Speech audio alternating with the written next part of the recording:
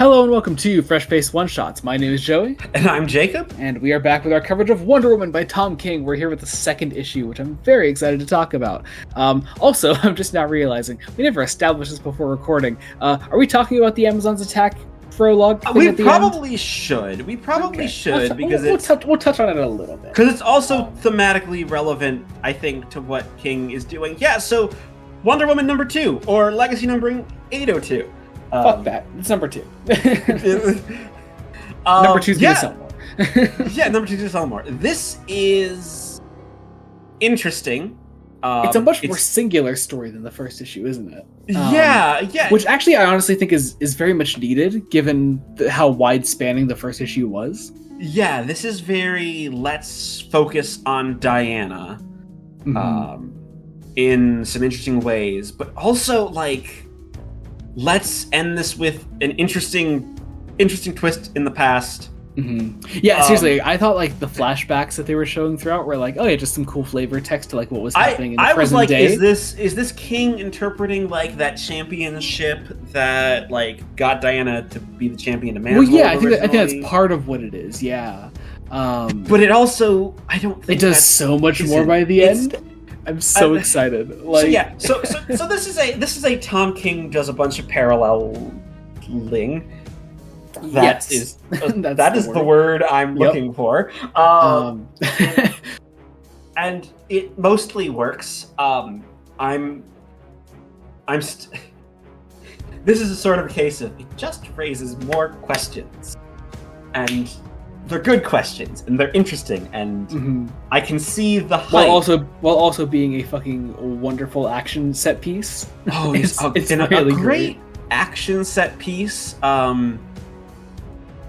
Also, of like, I think King is striking a very interesting balance between caring Diana and violent Diana. I think leaning in some ways, interestingly, more towards caring Diana. Yeah, despite this being like a very action-heavy issue, you can see like that King is also very much tapping into the heart of the character. Yes. My one thing that I hope we get in issue 3 as this issue is we get a little more supporting cast. Not because it wasn't a problem here, like this is very much trying to be that singular, largely focused on Diana's present relationship with Steve Trevor, as the character dynamics, not in sort of a romantic sense. I don't think King is using Steve as romantic. I think Steve is being used as a very potentially flawed character who's been dragged into some... It's being like used by the system, it seems. Yeah. Like, Steve has a past with Diana. Sarge Steele knows that, so he's utilizing that to get her out in the open, pretty much. All the while, we're playing it alongside these great flashbacks where a young Diana is facing off against a fellow Amazon warrior as a test. This is all like meetings on a battlefield, and basically what happens when negotiations kind of break down, and they take a while to break down. Yeah.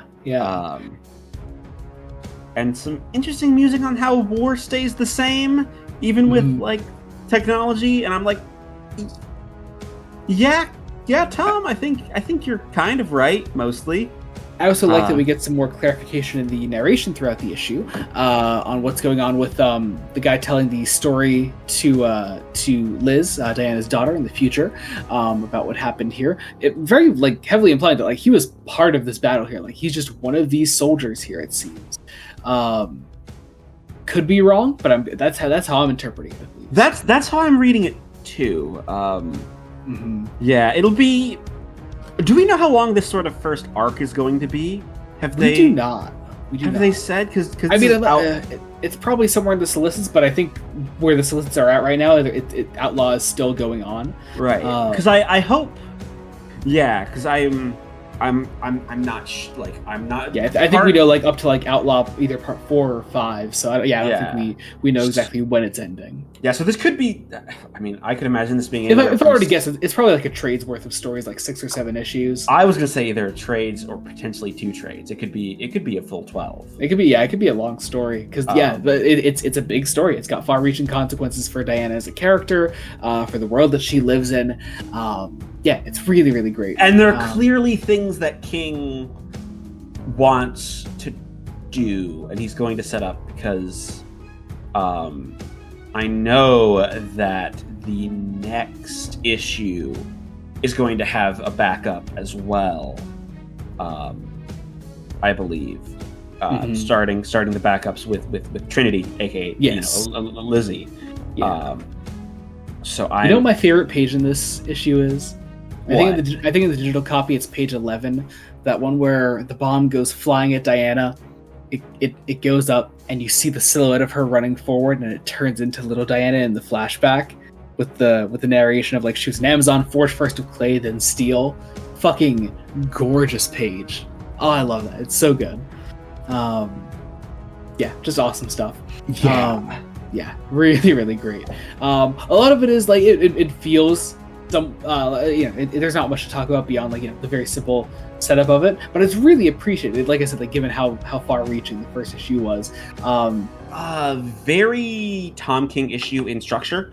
I love that you're able to just totally tell that at this point. Well, it's a lot of it is like philosophical musings on the nature of Diana as a character and on the nature of the world. And if you don't vibe with Tom King's style, I could see you not vibing with this. But it seems to be very much loved in the current comic sphere. Yes, I haven't seen very many disparaging remarks about it so far. I'm very much enjoying it, but I'm also like, what if he doesn't stick the landing? I hope he does. I really hope he does, because I'm like, we also have no clue how long King plans to stay on the book. Like, he could do a lot with this in the future. Yeah, so I hope King gets some interesting stuff. I hope moving forward we get more supporting casts and a couple more like narrative issues of more than just 2 characters interacting, because this is essentially a 4-person play, right? Like but it's between Diana, the woman she's fighting in the flashbacks, Sergeant Steele, and Steve Trevor. And that's a great conceit for an issue, because we also see, so much with the art. So Daniel Sampere is on the art for the main story. Who's so good. He is so insanely good. He is fantastic. I hope he stays around on this book for a while. Because he gives he works so well with King. Like, definitely. Like, they're very much a pairing that works well together, as well as setting everything up. And this builds up to. In the present day, it builds up to Diana pretty much just scaring off the soldiers, which is awesome. Yeah. Again, while I think there are definitely implied casualties, King is smart enough to have Diana show the restraint. Yeah, and that she's not trying to go out of her way to maliciously kill these people. Yeah, which tempers against some of the issues I think people largely have with Diana as a warrior. Which, let's be honest, that can be an issue. So it's nice, but I think this is a great way to portray that without leading into the negative side of that portrayal. Yes. And then in the flashback, little Diana learns the Amazon she's fighting, her name, and it is Emily, the same Amazon that caused all of this in the first issue, that caused the war between man and the Amazons, and that is where the second issue ends, or at least the main story. Oh man, I'm so excited for that. I don't know what. So we haven't really explored much more about Diana's relationship to Emily, the Amazon that caused all this. But this has some very interesting implications going forward. I don't know what kind of personal stake Diana has in this now in the present day. Yes. I It's going to be very interesting to see, just to see what issue 3 brings, which is out next month. And I don't know how much this is going to be tying in with sort of the big Wonder Woman miniseries event.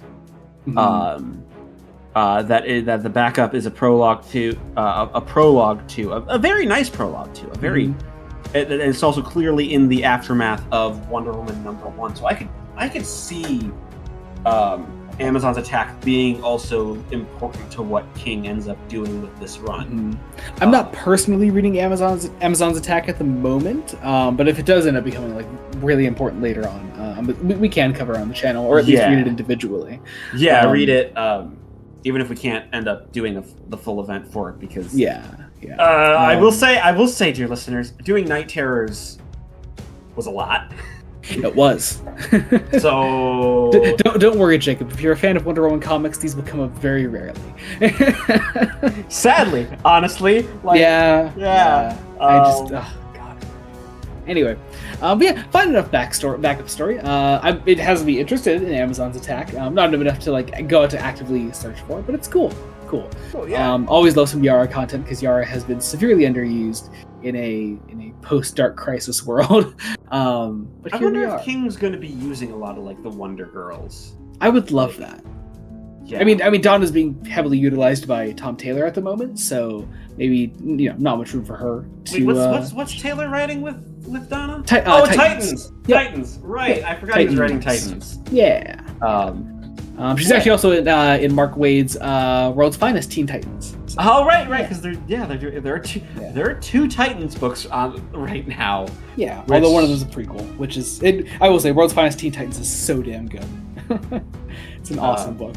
It's just all the Mark Waid World's Finest stuff. It's just fucking awesome. Honestly, I don't know. It seems like DC is actively killing it with their books right now. Dude, like there's so much good shit, especially in like with the current Dawn of DC push for new books at the moment. It is such a great time to get into DC Comics. Current DC, any character that you're vaguely interested in, there's probably a great entry point at the moment for new readers. We're just waiting for that Joshua Williamson Aquaman book. It will happen. It will happen.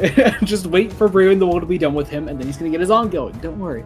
I mean, I think that the Aquaman story in Brave and the Bold is going to be 3 issues.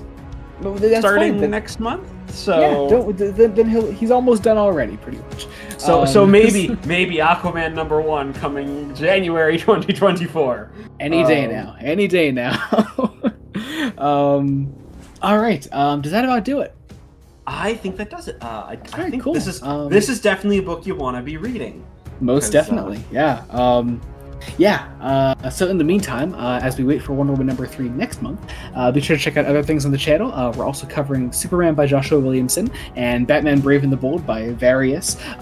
It just finished off a couple of its current arcs recently with Harcourt Second Life and Stormwatch Down with the Kings. That'll be coming out soon on the channel. That'll come out, I believe, Sunday. So be sure to check out that when that comes out. Also check out the main podcast. We're between X-Men episodes in our current Marvel block at the moment, and we have a bonus episode coming up next week, so be on the lookout for that. And I think that does it. That does it. Yeah. Thank you all so much for watching. Until next time, this has been Joey Morgan. And Jacob Licklider. Goodbye. Goodbye.